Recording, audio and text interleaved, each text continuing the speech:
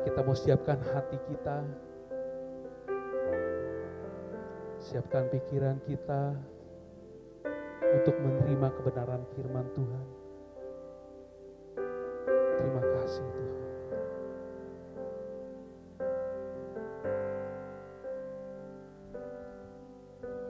Ku naikkan syukur padamu Yesus, ku sembah sujud kepadamu Tuhan, di hadapan tahta kemuliaan-Mu, ku tinggikan, ku agungkan selamanya.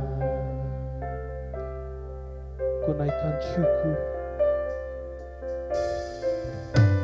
ku naikkan syukur padamu Yesus, ku sembah sujud kepadamu Tuhan, di hadapan tahta kemuliaan-Mu, ku tinggikan, ku agungkan selamanya. Segala puji syukur bagimu, ku tinggikan nama-Mu selalu, kemuliaan hanya bagi-Mu. Terpujilah nama, segala puji, segala puji syukur bagi-Mu, ku tinggikan nama-Mu selalu, kemuliaan hanya bagi-Mu. Terpujilah nama-Mu. Biar jemaat saja katakan, naikkan syukur padamu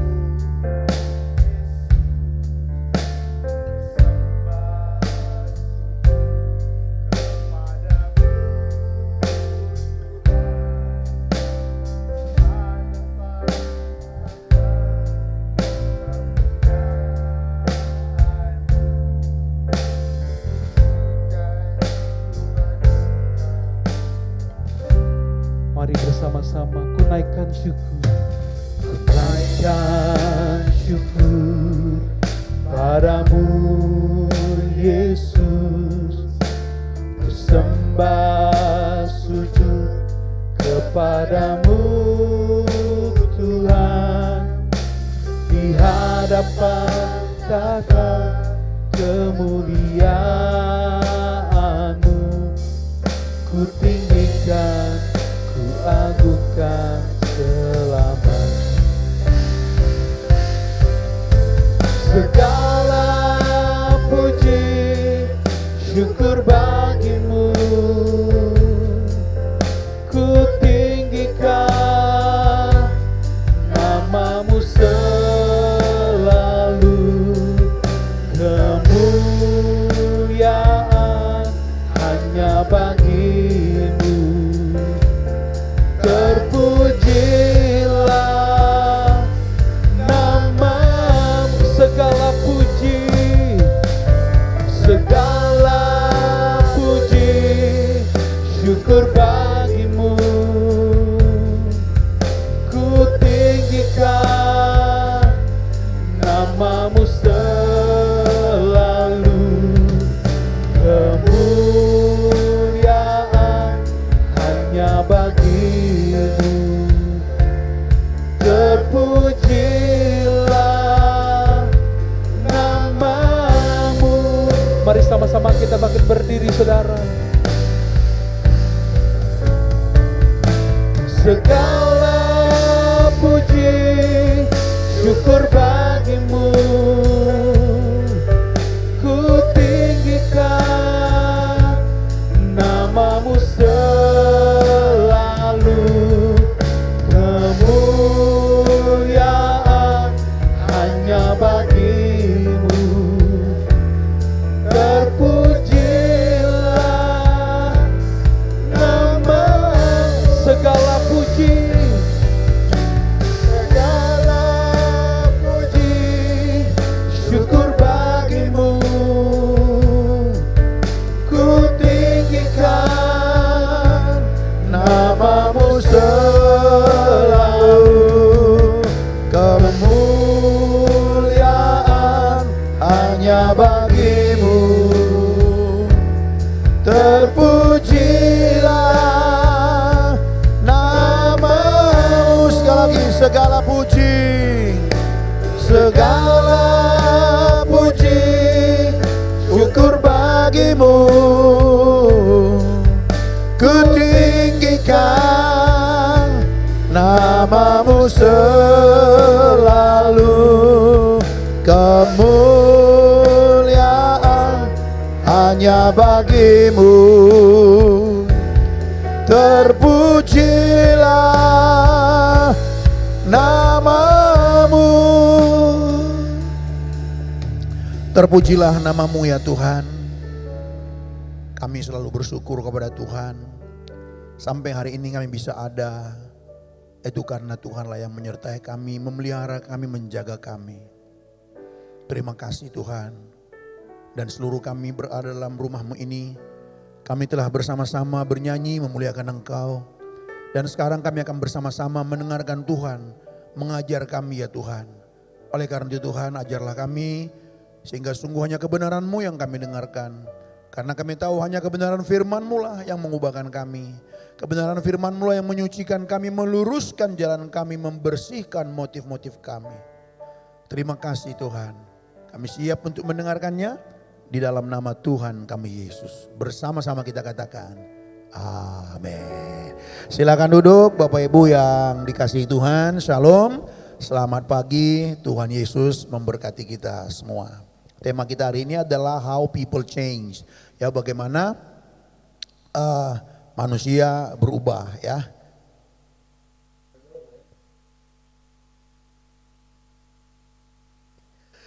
Nah, mari Bapak Ibu kita memulainya dari 2 Korintus 3 ayat 18. 2 Korintus 3 ayat 18, kita mulai dari ayat ini ya.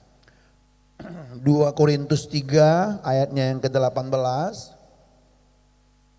Kalau Bapak Ibu, saudara-saudara sudah menemukannya, baiklah kita membacanya secara bersama-sama. 2 Korintus pasalnya yang ketiga, ayatnya yang ke-18. Ya, kalau sudah mari kita baca 1, 2 ya. Dan kita semua mencerminkan kemuliaan Tuhan dengan muka yang tidak berselubung. Dan karena kemuliaan itu datangnya dari Tuhan yang adalah Roh, maka kita diubah menjadi serupa dengan gambarnya dalam kemuliaan yang semakin besar. Jadi saudaraku, Tuhan menciptakan kita, lalu kemudian manusia jatuh dalam dosa, kemudian Tuhan datang menyelamatkan kita untuk mengubahkan kita kembali yang menjadi seperti Kristus, menjadi seperti gambarnya. Ya, dikatakan di sini. Nah, saya mau coba kutip satu terjemahan ESV. Saya suka terjemahan ESV ini saudaraku, ESV, English Standard Version. Dikatakan begini, being transformed from one degree of glory, from one degree of glory to another. Kalau bahasa Indonesianya mengatakan diubah menjadi serupa dengan gambarnya dalam kemuliaan yang semakin besar. Nah, saya suka kalimat itu, from one degree of glory to another. Jadi Alkitab ESV ini menunjukkan kepada kita bahwa perubahan kita itu bukan instan, tapi from one degree of glory to another. Jadi dari satu kemuliaan kepada kemuliaan yang lebih tinggi menjadi seperti Kristus. Nah, saudara-saudaraku yang dikasihi Tuhan Yesus Kristus, jadi Alkitab jelas bahwa kita tuh harus berubah dan Tuhan yang mengubahkan kita. Kita tidak bisa mengubahkan diri kita. Siapa kita bisa mengubahkan diri kita menjadi seperti Tuhan, saudaraku. Ya, tetapi faktanya ada banyak orang nggak berubah. Nah, saudaraku yang dikasihi Tuhan, tapi tidak semua orang percaya mau berubah. Kalau di dalam Roma pasalnya yang ke-12, ya Roma pasal 12. Brother, monitornya dikecilin brother, feedback di depan. Cek. Tes, ya. Di dalam Roma pasal 12 dikatakan, janganlah serupa dengan dunia ini, tapi berubahlah oleh pemberongan budimu. Ya, kalau zaman bahasa Inggrisnya memakai kalimat pasif. Saya lebih senang melihat dari bahasa Inggrisnya, karena dia kalimat pasif, bukan berubahlah, tapi berilah dirimu diubah, be transformed. Hendak menjelaskan kepada kita bahwa kita nggak bisa mengubah diri kita. Kita butuh pihak luar, yaitu Tuhan yang mengubah kita. Jadi sekuat apapun kita berubah, tanpa Tuhan tidak akan mungkin bisa, saudaraku. Makanya banyak orang lelah mengiring Tuhan, ya dia berusaha berubah dengan kekuatan sendiri, dengan berdoa puasa lah, doa sepanjang malam lah, dengan tekad baca Alkitab lah dan sebagainya. Jadi dia mencoba berubah tanpa anugerah Tuhan, gak akan mungkin bisa, saudaraku. Makanya saya senang sekali mengutip dari bahasa Inggrisnya, be transformed, berilah dirimu diubah.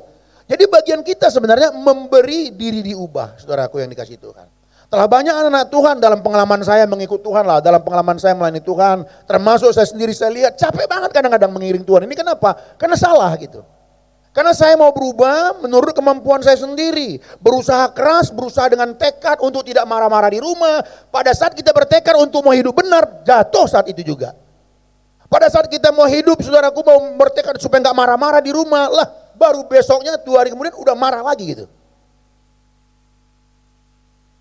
Nah jadi saudara ini sebuah kenyataan. Telah berusaha agar tidak emosian di kantor. Telah berusaha agar aku tidak jatuh dalam dosa kemunafikan, dosa percabulan dan lain sebagainya gitu. Dia tahu nggak boleh, dia tahu firman Tuhan melarang. Tapi dia jatuh lagi saudaraku, ini kasih Tuhan. Nah ini kan menjadi sebuah pergumulan ya. Jadi mengapa sampai banyak orang Kristen juga ya tidak berubah saudaraku, ini kasih Tuhan.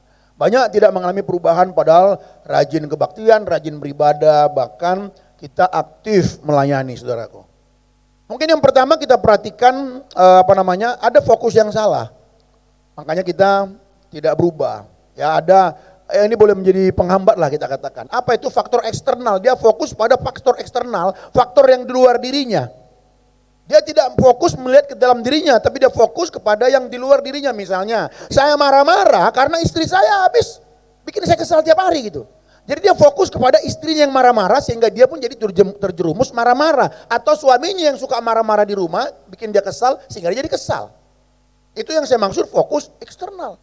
Saya jatuh terus dalam dosa seperti ini, habis saya dipancing-pancing terus. Saya narkoba, habis lingkungan saya narkoba dan lain sebagainya. Habis godaan di mana-mana. Kalau saya punya banyak uang, pasti saya bahagia. Saya akan melayani Tuhan lebih sungguh. Gitu. Aduh, kalau anak saya menghormati saya, pasti aku jadi orang tua yang baik. Habis sih anak saya menjengkelkan. Ini yang saya maksud fokus eksternal yang di luar dirinya.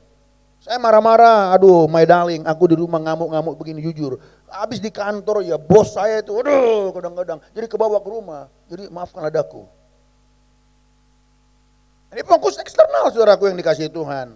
Kesulitan ekonomi yang berat inilah mendorong saya melakukan ini dan itu, melakukan penipuan ini dan itu dan sebagainya. Nah Bapak Ibu, Adamlah orang pertama yang fokus ya, pada eksternal, keinginan eksternal untuk sebuah perubahan. Dia berkata bahwa ketika ia berdosa, ia menyalahkan istrinya. Ya, ia menyalahkan istrinya Hawa untuk dosanya sendiri. Perempuan yang kau tempatkan di sisiku itulah yang sebenarnya mengambil buah itu dan memberikannya kepadaku. Intinya ia menyalahkan istrinya dan Tuhan. Kenapa? Sekali lagi dia fokus kepada yang di luar. Saudaraku, kita tidak akan pernah kekurangan situasi dan keadaan sulit dalam keseharian kita, percaya deh. Kita tidak akan pernah kekurangan godaan. Selama kita masih di bumi ini, kita tidak akan pernah kekurangan godaan untuk membuat kita rusak. Tidak akan pernah itu, selalu akan ada. Jadi kalau kita fokus kepada yang di luar ini, tidak akan pernah kita berubah. Jangan pernah berpikir kalau di sekitarku ini berubah, maka aku berubah. Kalau orang-orang di sekitarku baik, jangan pernah berpikir aku pasti baik, makanya aku akan bertumbuh menjadi seperti Tuhan Yesus Kristus. Ya. Nah saudaraku, kalau kita fokus kepada eksternal begini, itu akan memberi dampak kepada kita saudaraku. Yang pertama kita menyalahkan orang lain atau keadaan kan. Sikap kita akan menyalahkan. Habis sih gitu. Habis sih lingkungan saya begini. Akhirnya kita akan kehilangan Kita akan kehilangan kebutuhan akan anugerah Tuhan. Nggak pernah melihat dia benar. Nggak pernah melihat diri salah maksudnya. Ketika kita nggak pernah merasakan diri kita salah, bagaimana kita bisa mengalami pengampunan kalau kita sendiri nggak pernah melihat diri kita itu yang error? Injil itu adalah kabar baik, good news, bukan good advice. Good news, kabar baik, apa yang sudah dikerjakan Tuhan. Bagaimana kita bisa tahu good news kalau kita nggak ngerti kabar buruknya, kan gitu. Kabar buruknya kita harus melihat diri kita, ini orang yang buruk memang payah. Seperti orang yang datang ke bait suci itu, yang satu memuji-muji dirinya, aku tidak pembunuh, aku tidak pencuri. Yang satu, Tuhan ampunilah aku, kata pemungut cukai itu, aku orang berdosa. Luar biasa. I am the sinner. Dia tidak mengatakan sebatas melakukan hal-hal yang salah. Tuhan ampunilah Tuhan, aku berzina. Ampunilah Tuhan, aku tonjok orang. Bukan perilakunya, tapi dia hebat sekali melihat ke dalam dirinya. I am the sinner, aku orang berdosa itu. Nah, orang seperti ini pasti memahami anugerah. Pasti dia akan mengerti apa itu pengampunan anugerah. Orang seperti inilah yang berubah itu sebenarnya. Kan itu kabar baik itu saudara-saudaraku yang dikasihi Tuhan. Ya banyak sekali kita melihat diri kita baik, sehingga nggak mampu melihat kabar baik dari Tuhan, saudaraku.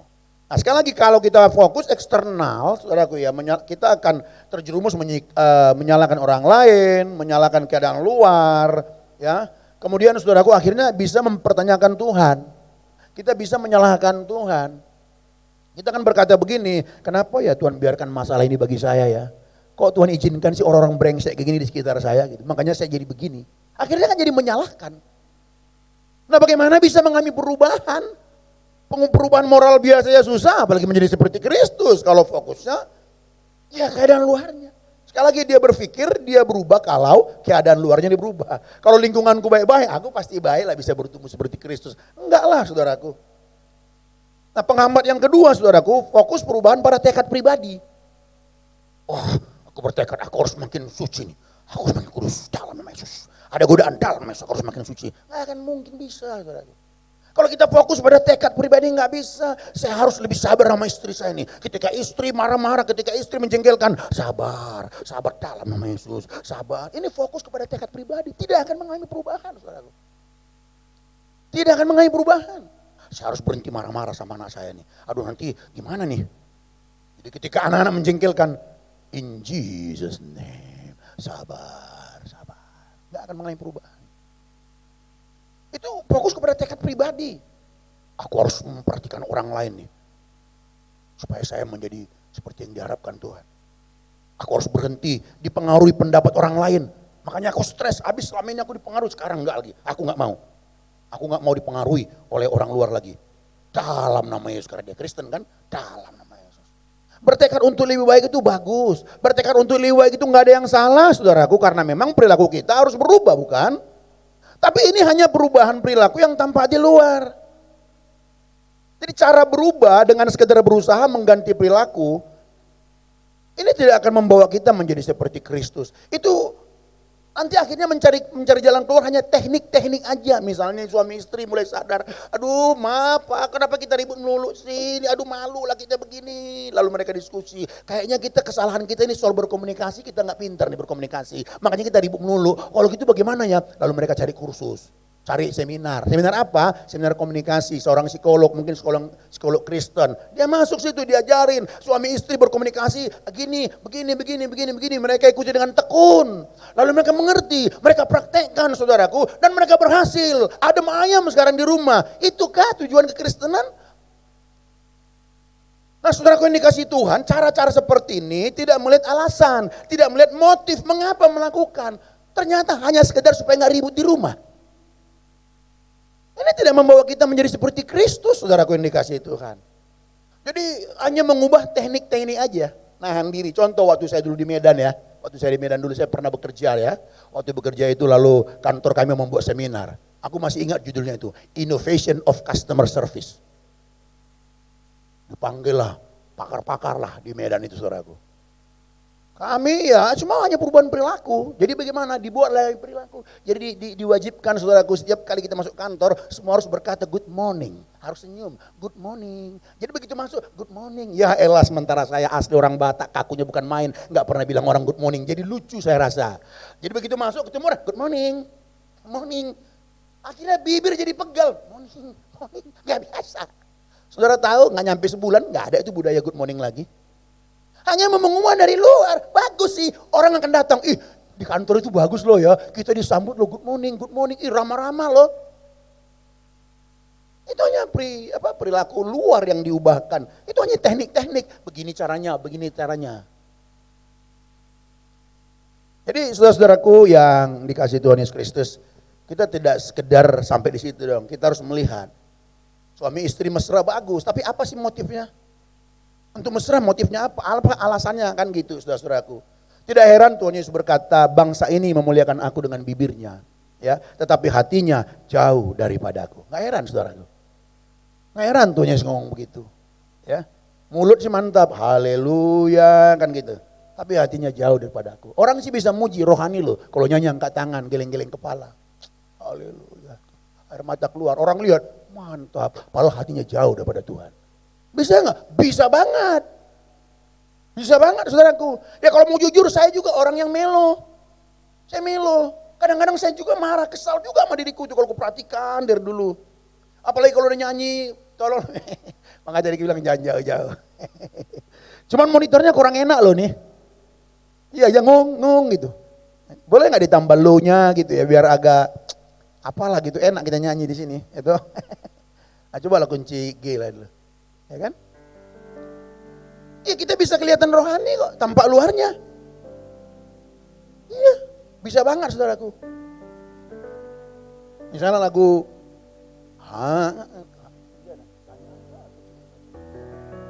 malumlah udah lupa saudaraku kunci. Hanya Engkau pribadi yang mengenal hatiku. Kan kita bisa dengan mengangkat tangan, tiada yang tersembunyi. Apalagi saya, kalau saya ingat-ingat, saya gampang sekali bisa hancur hati. Saya termasuk pria cengeng kalau dalam beginian. Kemudian saya lihat diri saya 2 hari kemudian, kayaknya sama aja. Tenaga dalam air mata kemarin kemana ya gitu. Apa ini sekarang hidup ini? Apa ini? Saya lihat saya dengan istri saya, apa ini? Kok kadang-kadang, kadang-kadang istri ngomong apa? Ya sederhana aja sebenarnya. Dia hanya mengatakan, bang, nanti habis dari situ kita ke sana lah ya. Langsung ada emosi muncul, aneh gak? Padahal kan cuma nanya. Apa ini sekarang ini? Apa ini? Kesal sama diri sendiri, saudaraku. Apa ini? Padahal maksudnya nggak ada apa-apa, cuma nanya. Nanti habis dari sini kita ke sana ya. Langsung marah. Mau ke sana mana? Satu aja belum, ngapain sih mikirin yang langsung? Aneh kan?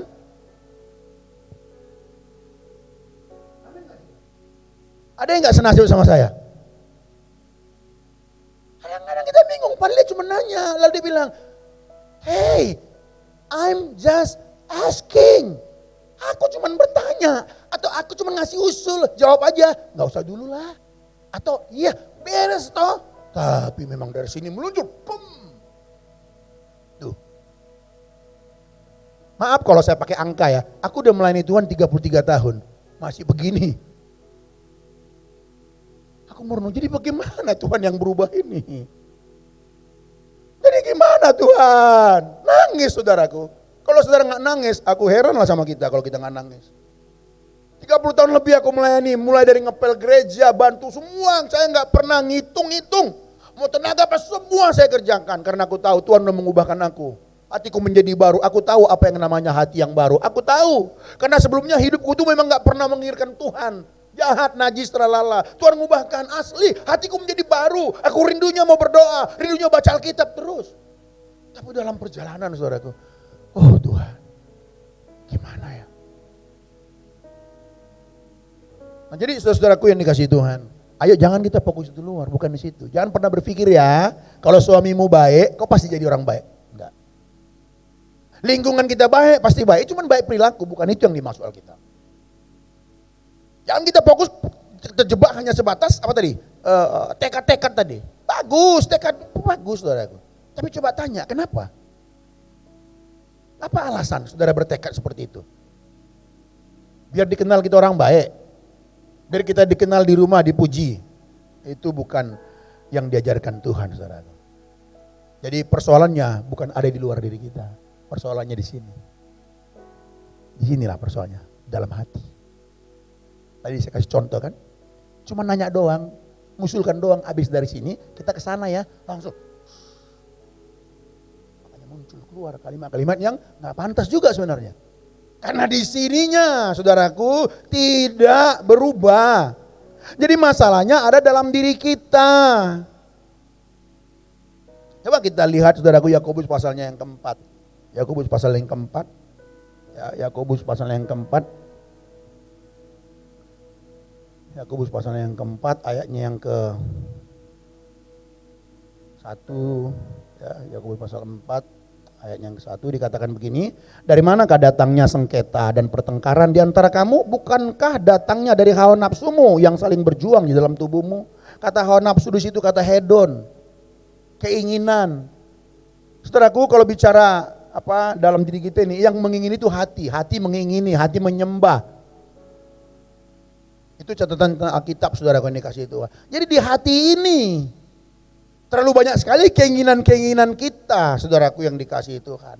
BIMK menerjemahkannya ya keinginan atau kesenangan itu ada di dalam hati. Jadi sekali lagi masalah itu ada di dalam hati. Kok bisa begitu? Itulah kita manusia yang sudah jatuh dalam dosa yang gak bisa kita tolak. Kita manusia yang sudah jatuh dalam dosa yang harusnya God center berpusat kepada Tuhan, berubah menjadi self center. Apa yang kita lakukan semuanya untuk kepentingan diri sendiri. Kejadian pasal 6 ayat 4 berkata, kecenderungan hati manusia jahat semata-mata. Yeremia berkata, hati manusia licik. Tuhan Yesus berkata dari dalam hati muncul pikiran jahat, percabulan, kenajisan dan sebagainya. Jadi di sini semuanya kalau hati kita nggak berubah, nggak mungkin kita berubah.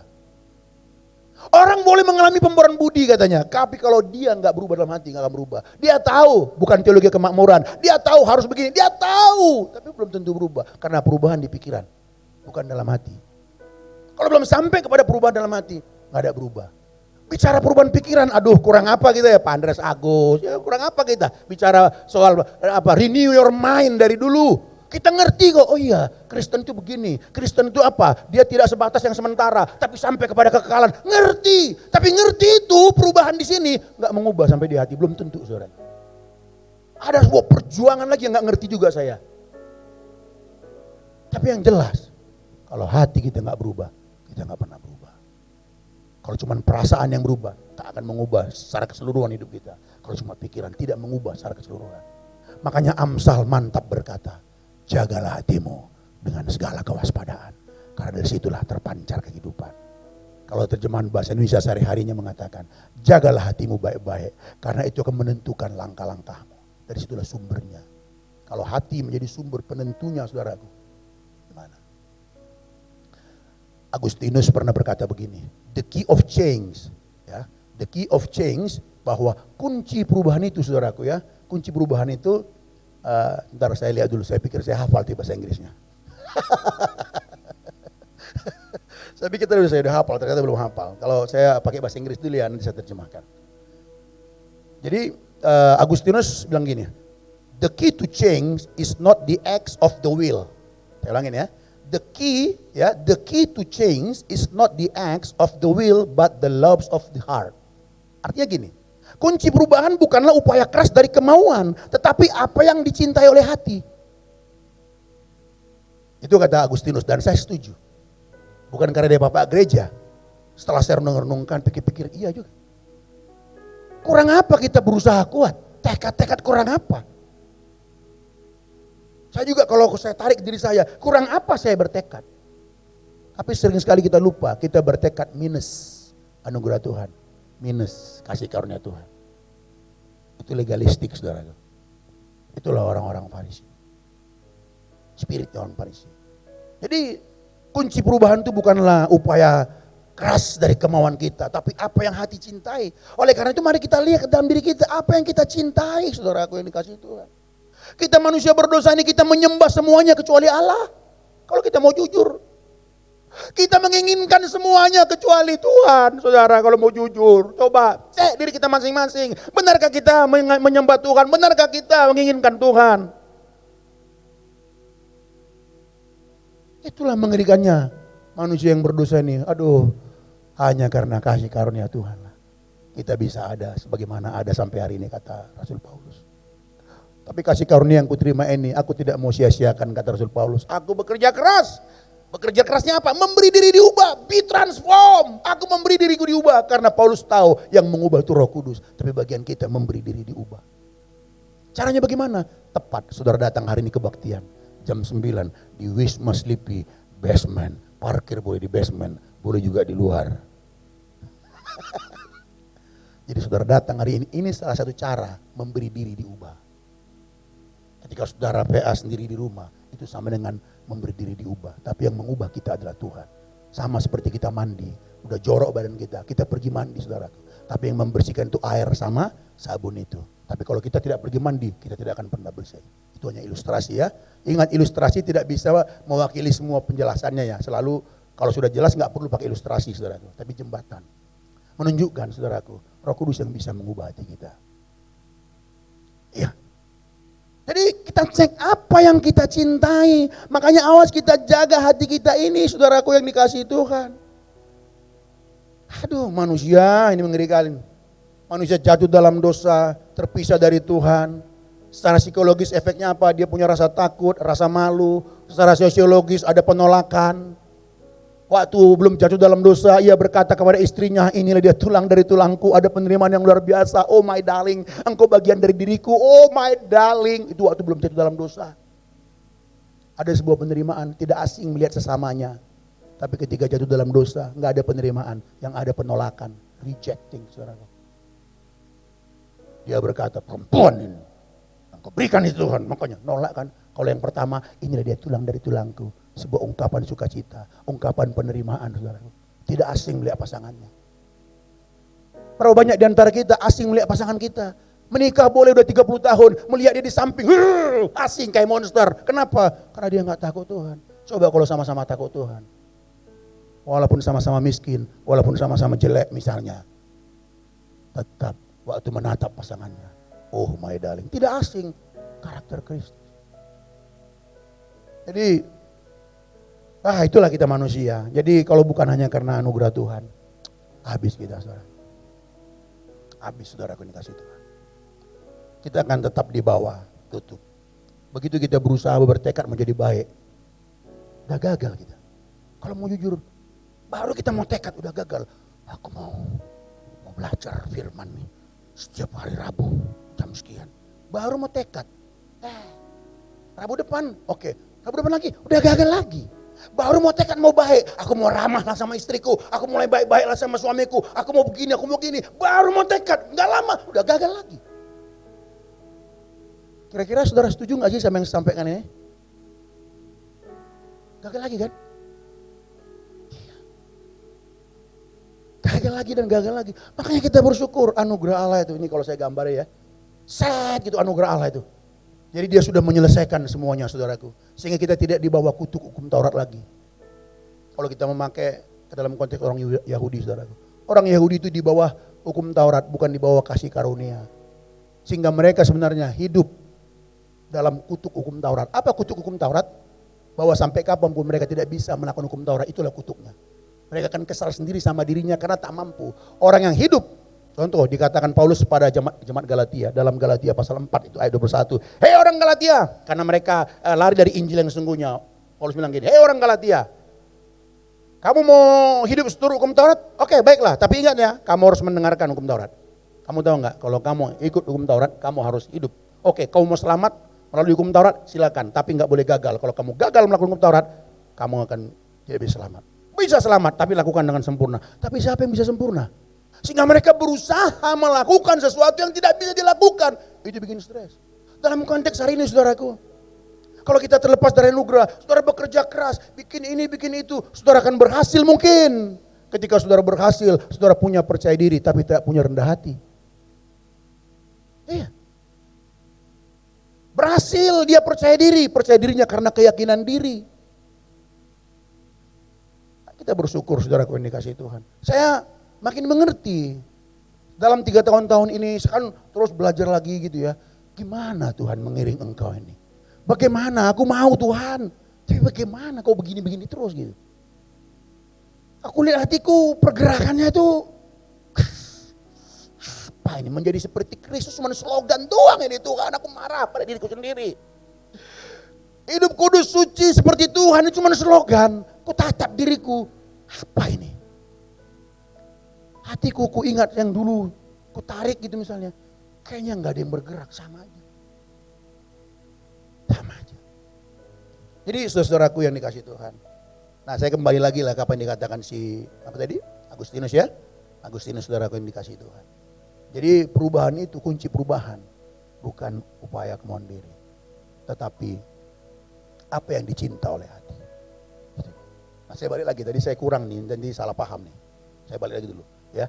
Tapi kita bersyukur saudaraku, dalam kegagalan-kegagalan kita, Kristus sudah mati untuk memikul seluruh kegagalan-kegagalan kita.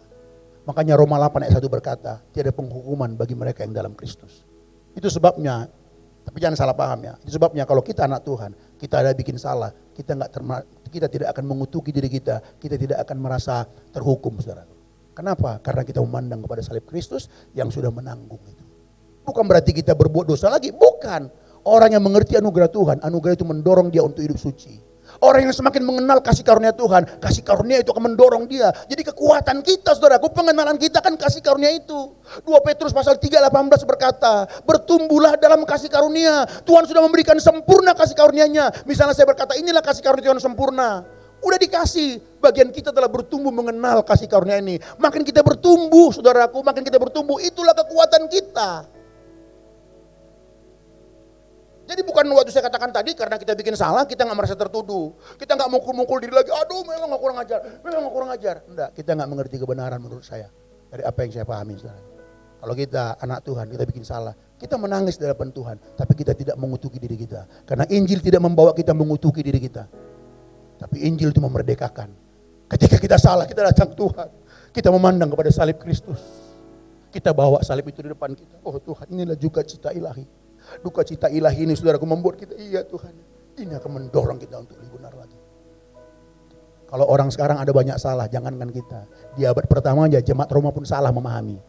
Roma pasal 5 ayat 20 berkata begini. Di mana dosa bertambah banyak, di situ kasih karunia Allah melimpah-limpah. Jemaat Roma saat itu salah memahami. Oh kalau gitu, mari kita berdosa supaya kasih karunia melimpah-limpah. Mantap ini ajaran Paulus. Ternyata kalau kita berdosa, ya, kasih karunia yang melimpah. Kalau gitu mari kita buat melimpah lagi dosa kita supaya semakin melimpah kasih karunia. Paulus marah. Hei katanya. Siapa yang ngajarin kau begitu? Pasal 5 ayat 20 itu, pasal 6 ayat 1 langsung dikatakan begini. Apakah kita hidup dalam dosa karena kita sudah hidup di bawah kasih karunia? Sekali-kali tidak. Bukankah kita sudah mati bagi dosa? Bagaimana mungkin kita doyan dosa? Hei!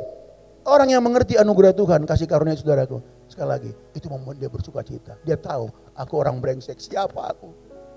Siapa aku orang berdosa ini sampai Tuhan dengan senang hati memberikan dirinya mati untukku?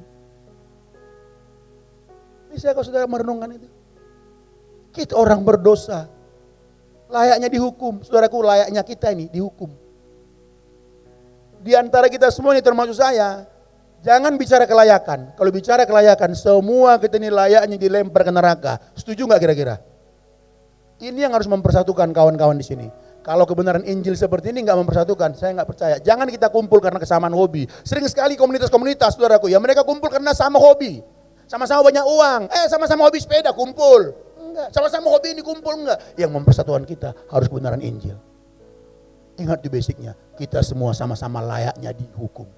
Jadi saudara mau kaya kayak, misalnya orang mau kaya, mau cantik, nggak bisa. Semuanya sama-sama kita punya sama-sama kelayakan, layaknya dihukum. Lalu kita sama-sama yang mendapat anugerah Tuhan diselamatkan. Kalau ini mempersatukan kita, mantap. Di tempat pun Pak Andreas Agus, saya dorong terus begitu. Saya bilang dalam pertemuan, nggak boleh ada yang mempersatukan kita kecuali kebenaran Injil. Nggak boleh.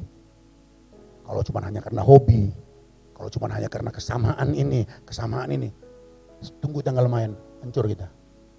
Tapi yang mempersatukan kita itu harus Injil. Yang pertama ingat, kita semua ini sama-sama orang yang layak dicemplungkan ke neraka. Jadi kalau semua kita sama-sama layak dicemplungkan ke neraka, apa mau dibanggain? Kalau kau masih berbangga, kau gak ngerti layakmu itu ke neraka. Kamu gak ngerti bahwa kau yang layak ke neraka, dikasih Tuhan kesempatan, diberi Tuhan keselamatan. Kalau ini sama-sama saudara pegang, dan kami pegang sama-sama. Sampai kita nanti menutup mata, kita menjadi tim yang kuat, saudara. Boleh nggak tepuk tangan, saudara? Dalam tanda kutip nih ya. Iri juga tadi aku masuk ke sini. Gue turun, Pak Andre mantap kali tempat ini. Sementara kami punya dari kursi itulah, set ke sini dah. Udah segitu aja. Dari saya ke sini ke sana. Tuh, Pak Andre, tek, udah segitu aja. Jadi nyusun keyboard, nyusun ini pun sempit-sempit semua begini. Saya masuk tadi, sempit, jadi ini pemain keyboard, di sini soundman-nya, di sono yang pegang laptop. Saya berdiri sini, ada seperti ini biar ini, apa namanya? Lighting. Jadi kalau saya kan di depan duduk, aduh selalu dari sini ku selalu panas karena cahayanya. Haleluya, haleluya. Terus speaker lagi dekat sini kan, jadi haleluya, pung. Udah puji Tuhan aja lah, haleluya. Tadi saya turun sini saya lihat, wah mantap kali nih. Ini bisa 400 loh. Kayaknya saya nggak salah kalau ngitung-ngitung kursi. Saya saya duduk di situ, saya lihatin, saya bayangkan. Ini kan kurang lebih ini ada sekitar 30 meter ini. Atau 33 meter lah. Biar seperti umur Tuhan Yesus tuh. Jadi saya hitung-hitung ini bisa 400. Makanya saudaraku yang sudah hadir ini, ayo biarlah semua kita di sini disatukan oleh Injil tadi itu. Jangan bukan yang lain. Bukan yang lain. Kalau enggak, karena masing-masing kita punya kekurangan. Kalau kita ngerti kelayakan kita sama-sama Injil, misalnya siapa namanya Bu ya? Saskia, misalnya kita ini kan sama gitu ya.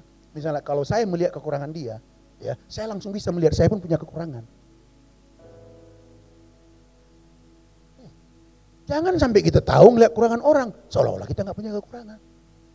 Aku lihat kelemahan Pak Andreas Agus, aku juga tahu aku punya kelemahan. Aku lihat kelebihan Pak Andreas Agus, aku juga pastilah punya kelebihan. Itu yang diajarkan Injil. Kenapa? Kesamaan tadi itu, kita ini nggak ada layak ya.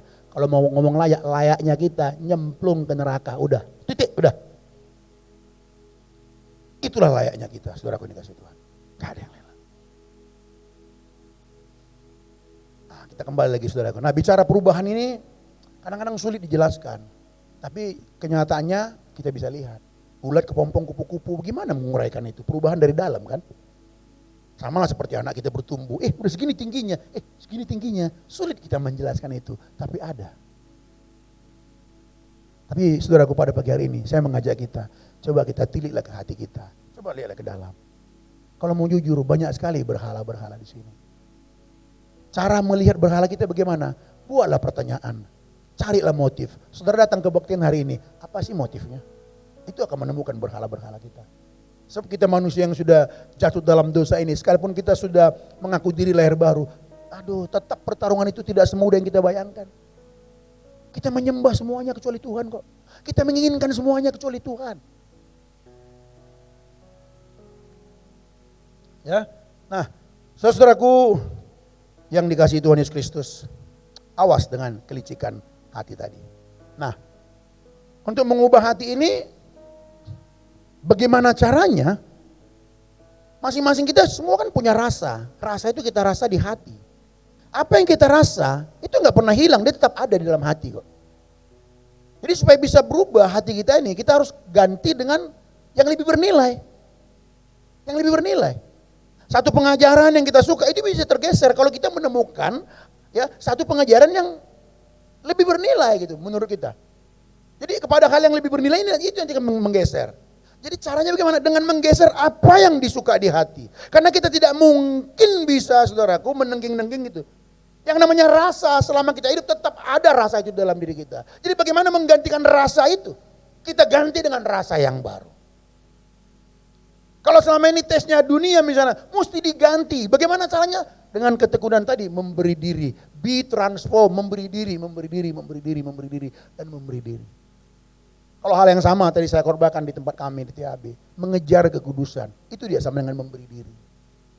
Mengejar pengudusan itu artinya adalah proses Roh Kudus mengubah kita. Mengejar kekudusan berarti Roh Kudus melibatkan kita dalam proses menjadi seperti Tuhan ini. Nah ini sama lah, cuman beda ayat aja yang dibuka, saudaraku dikasih Tuhan. Ya. Nah jadi akhir kata Bapak Ibu Saudaraku, kita bersyukur bahwa Tuhanlah yang memberikan perubahan di dalam hidup kita tentu ya dengan kita percaya kepada Tuhan Yesus Kristus secara de jure ya kita memiliki hati yang baru, kita dibenarkan. Ya, kita dibenarkan ketika kita menerima Tuhan Yesus Kristus, kita percaya kita dibenarkan. Dibenarkan maksudnya apa saudaraku? Kita diselamatkan dari hukuman dosa. Harusnya kita dihukum. Jangan berhenti di sini. Maju selanjutnya kita masuk pengudusan. Pengudusan artinya apa saudaraku yang dikasih Tuhan? Ya kita diselamatkan dari kuasa dosa. Masih ada di dalam kita itu. Dosa itu begitu kuat. Lalu terus kita melangkah sampai satu kali kita dimuliakan. Apa arti dimuliakan ini? Kita diselamatkan dari kehadiran dosa. Sampai satu kali enggak ada lagi dosa hadir dalam diri kita. Kapan itu? Di sorga.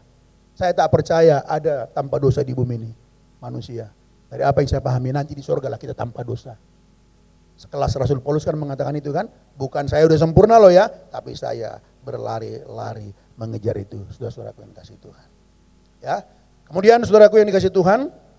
Roma pasal 12 ayat 2 tadi itu. Mari kita memberi diri.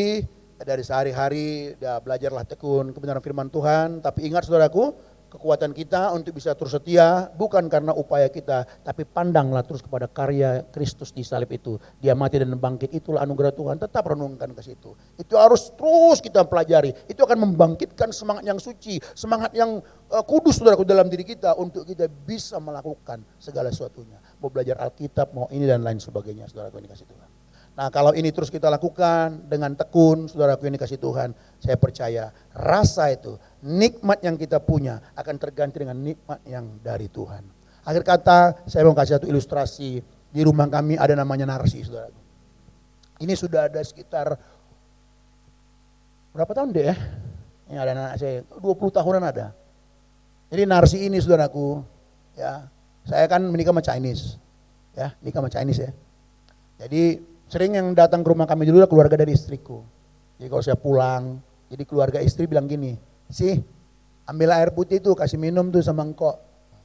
Akhirnya Narsi terbiasa panggil saya engkau. Jadi kalau saya datang dia ambil minuman, kok minum? Kok katanya gitu. Kurang lebih saya ingat saya aja lah ya, kurang lebih 7-8 tahunan. Baru saya ngeh, loh Narsi kok panggil saya engkau ya? Lalu saya panggil dia, sih bentar dong sih. Kamu tahu kan saya orang apa? Tahu orang apa? Orang Batak. Tapi kok panggil saya engkau? Dia bingung gini. Udah katanya itu. Enggak, rubah, jangan. Panggil bapak aja, panggil bapak, jangan engkau. Lalu dia mau coba panggil saya bapak kan. Bibir udah B. Kok gitu. Bibir udah B. Benar ya. Saya pura-pura marah. Narsi, panggil bapak, bukan engkau. Coba, enggak bisa katanya. Aneh ya. Oh sulit sekali dia, aneh. Coba, bapak coba. Malah di sini udah mau melafalkan B.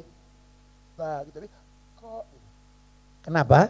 Karena panggilan engkau buat saya oleh seorang Narsi sudah menjadi miliknya. Nah bagaimana supaya bisa berubah? Harus terus dikasih tahu. Enggak tepat kamu. Kalau kau panggil ini enggak tepat. Kasih value. Yang lebih tinggi, yang tepat dan sebagainya. Mulai dia mikir, oh iya ya. Nah dia akan berusaha, akhirnya kok lagi, Pak gitu, aku aja jadi salah kan. Akhirnya saya biarin, sampai detik ini, Narsi masih tetap panggil saya, kok. Akhirnya saya biarinlah. Karena bagi saya juga, mau value apa, mau dikasih lagi, saya pikir udahlah, biar aja gitu saya pikir. Itu soal pemanggilan nama, Pak atau kok, bicara karakter. Nangis. Nah makanya saudaraku kita bersyukurlah. Kalau mau jujur ya kita gagal-gagal kok. Tapi dalam kegagalan kita tuh saya mengatakan sebagai hamba Tuhan saudaraku.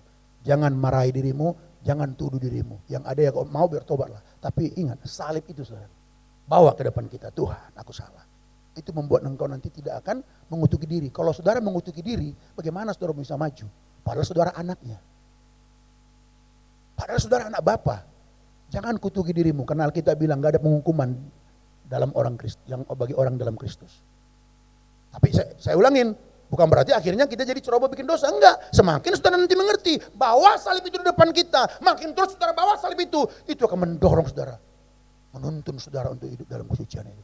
Enggak ada jalan lain. Menurut saya yang saya pelajarin ya, jujur aja saudaraku, saya pun baru 3 tahun ini, mulai, soalnya kalau sebelumnya saya kok jadi sama Tuhan tuh berjarak saya. Mau minta pun jadi takut, padahal dia Bapak kita. Mengandalkan apa ayatnya? Ayatnya dia tahulah sebelum kita minta. Betul sih. Tapi kok jadi nggak ada relasi gitu.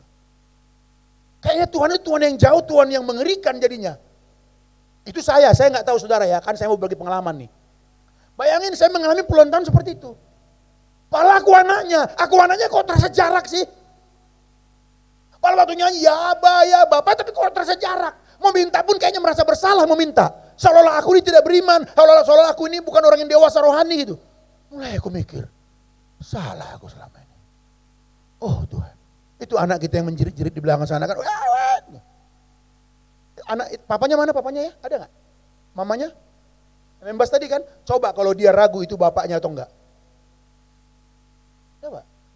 Seorang anak inilah ya, ini anakku nih ya. Kalau anakku nih ragu, ini si Judika ini bapakku bukan ya? Kalau dia ragu, itu akan merusak hubunganku sama dia. Dia ngomong sama saya pun juga akan jadi kagok, akan bingung gitu. Tapi karena dia tahu Judika adalah bapakku, bisa bercanda-bercanda. Apalagi anakku satu ini terlalu banyak gaya. Kalau ketemu saya, kenapa? Dia tahu ini bapakku. Dia juga punya kesalahan. Dalam kesalahannya dia nggak merasa tertuduh. Tapi dia berani mengungkapkan isi hatinya, dia berani cerita, Pak, tahu nggak Pak, itu loh Pak, waktu gini loh Pak, enak banget ceritanya. Karena dia tahu, aku bapaknya. Tapi kalau saudara ragu, saudara anak Tuhan itu enggak, gimana saudara membangun hubungan, pikirkan baik-baik itu. Akhir kata saudara, yang Tuhan minta dari kita cuma satu, enggak banyak. Apa itu? Fellowship. Fellowship. Puji Tuhan, Tuhan bukan tipe, kamu berkenan sama aku, bikin ini. Capek kita, tapi yang dia minta, fellowship.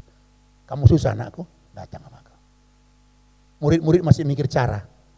Kemana aku pergi, kau tidak bisa. Lalu Thomas bilang gini, Tuhan tunjukkanlah caranya. Tom, kau masih mikir cara?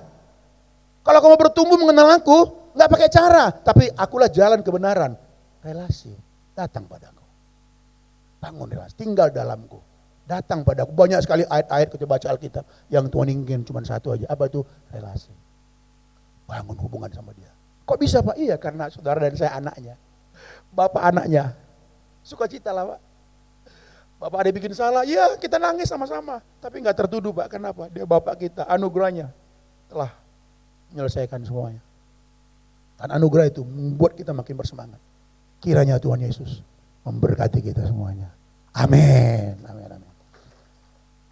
Mari kita berdoa. Bapa di surga, terima kasih Tuhan. Segala puji dan hormat hanya bagi-Mu Tuhan. Kami adalah anak-anak-Mu ya Tuhan.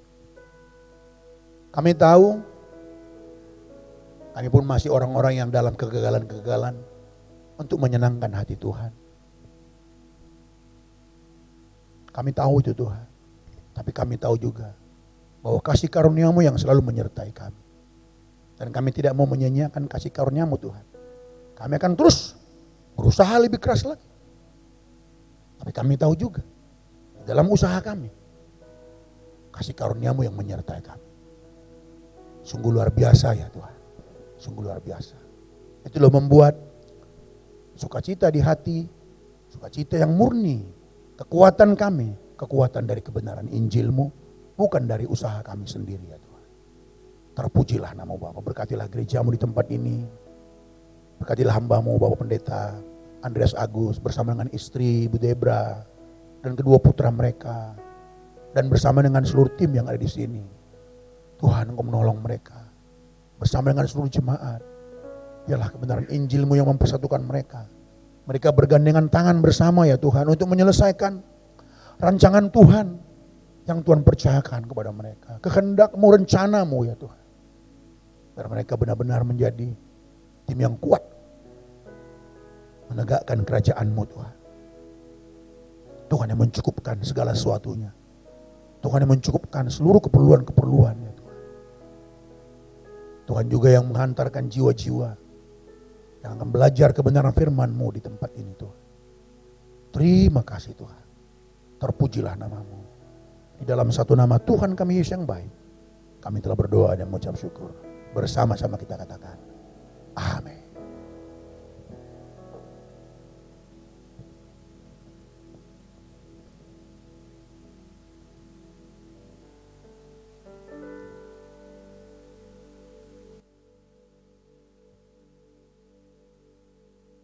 Mari sama-sama saudara, kita mau siapkan hati kita untuk memberi persembahan. Mari sebelum kita memberi, kita mau berdoa. Bapa, terima kasih untuk kebenaran firman-Mu, supaya firman-Mu ini Tuhan Yesus kami dapat renungkan dan kami dapat lakukan dalam kehidupan kami. Saat ini kami akan memberikan persembahan, Kau berkati persembahan ini, supaya dapat memperbesar kerajaan-Mu di dalam dunia ini Tuhan. Hanya di dalam nama Yesus, mari yang siap memberi sama-sama katakan, amin.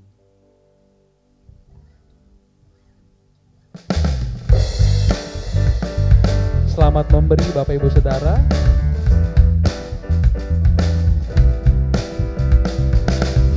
Na na na na na na na na na na.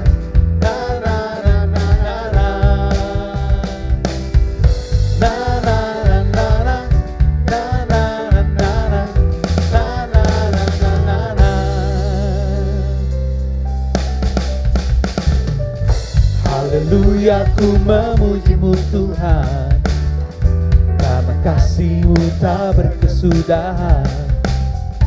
Biar yang bernafas memuji Sang Raja, di atas gunung dan di dalam samudra. Tanganku ku angkat padamu, mensyukuri rahmat yang Kau beri. Kakiku melompat bagimu, sebab rahmat-Mu baru setiap pagi. Mari angkat tanganmu, bersyukurlah kepada Tuhan, sebab Ia baik, sebab Ia baik. Bahwasanya untuk selamanya, kasih setianya, kasih setianya. Bersyukurlah kepada Tuhan, sebab Ia baik, sebab Ia baik. Bahwasanya untuk selamanya, kasih setianya, kasih setianya. Na na na na na na na na na na na na na na na. Na na na na na na na na na na na na na. Haleluya. Ada beberapa pengumuman Bapak Ibu Saudara. Yang pertama, Monday Fellowship akan diadakan pada hari Senin tanggal 12 Juni 2023 pukul 19 dengan pembicara Pastor Andreas Agus dengan tema Iman, Tuhan dan Agama. Lalu yang kedua, Rumah Kita akan diadakan pada hari Rabu tanggal 14 Juni 2023 pukul 19 waktu Indonesia Barat dengan tema Penciptaan yang keempat, Saudara. Lalu ibadah raya minggu depan pada tanggal 18 Juni 2023 pukul 9 pagi dengan tema Identitas dengan pembicara Pastor Willem Kotambunan. Itu saja pengumuman kita pada hari ini. Mari sama-sama saya undang kita bangkit berdiri. Kita akan tutup ibadah kita.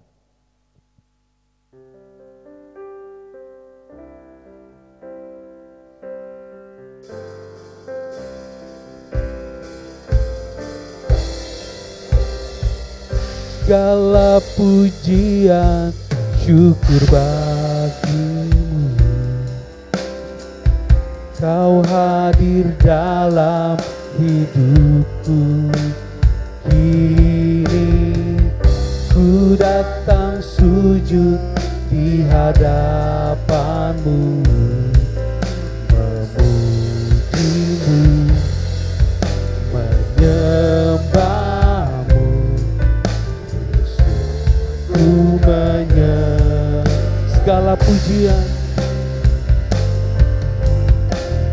segala pujian syukur bagimu. Kau hadir dalam hidupku, Kau hadir dalam hidupku. Kini ku datang sujud di hadapan-Mu, memuji-Mu, menyembah-Mu. Yesus, ku segala pujian. Segala pujian syukur bagimu. Kau hadir dalam hidupku. Kini ku datang sujud di hadapanmu, memujimu, menyembahmu. Yesus, ku menyembah. Mari sekali lagi, segala pujian. Segala pujian syukur bagimu. Kau hadir dalam hidupku. Kini ku datang sujud di hadapanmu, memujimu, menyembahmu. Yesus, ku menyembah. Yesus, ku menyembahmu.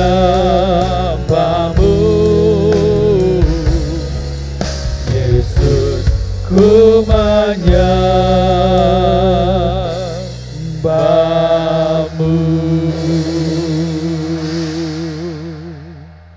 Syukur kami bagimu ya Tuhan, dan terima kasih kami atas kebaikan-Mu yang masih berlaku atas hidup kami.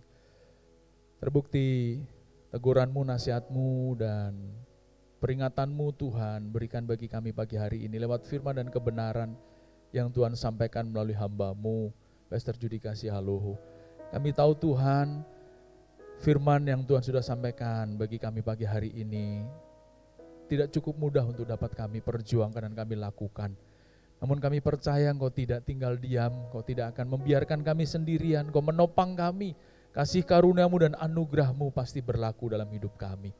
Tolong kami dan mampukan kami Tuhan untuk mengambil bagian dari kasih karunia itu, dengan mengusahakan agar sungguh Tuhanlah yang menjadi pusat dari keinginan kami. Apapun yang kami inginkan biar Tuhan yang paling utama.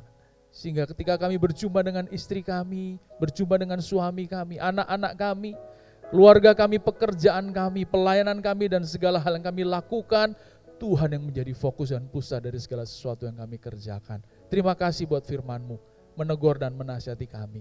Tuhan memberkati hamba-Mu Pastor Judika dengan kasih anugerah yang sempurna bagi beliau. Kami percaya Tuhan Kau memiliki rencana yang indah bagi hamba-Mu ini. Nama Tuhan dimuliakan di dalam kehidupan hamba-Mu. Terima kasih Bapa. Dan kami juga beserta seluruh sidang jemaat-Mu. Kami tahu Tuhan tidak mudah menjadi anak-anak Tuhan dengan begitu banyak perjuangan dan pergumulan yang harus mereka hadapi. Tolong mereka Tuhan menghadapi hari-hari sulit, hari-hari senang, hari-hari bahagia, hari-hari duka cita yang memang masih harus berlaku dalam hidup mereka. Tolong mereka menyelesaikannya bersama dengan Engkau di dalam nama Tuhan Yesus Kristus. Terima kasih Bapa. Dan kini saatnya kami hendak kembali kepada kehidupan nyata kami. Tolong kami untuk tetap tidak melupakan Tuhan. Membawa serta Tuhan di sepanjang umur hidup kami, bahkan sampai selama-lamanya. Mari Bapak Saudara dikasih Tuhan, arahkanlah hatimu. Bukalah kehidupanmu dan dengan penuh syukur. Terima dan sambutlah berkat anugerah dari Allah Bapa yang di sorga. Cinta kasih dan rahmat dari Gembala Agung Tuhan Yesus Kristus. Penyertaan dan perlindungan dari Allah Roh Kudus menaungi, menyertai dan memberkati kehidupanmu dari pagi hari ini, kehidupan kita sekalian, dari pagi hari ini hingga kekal sampai selama-lamanya. Dengan penuh syukur mari katakan bersama-sama, amin. Berikan tepuk tangan kemuliaan bagi nama Tuhan. Silakan bersatu sejenak, Tuhan Yesus memberkati.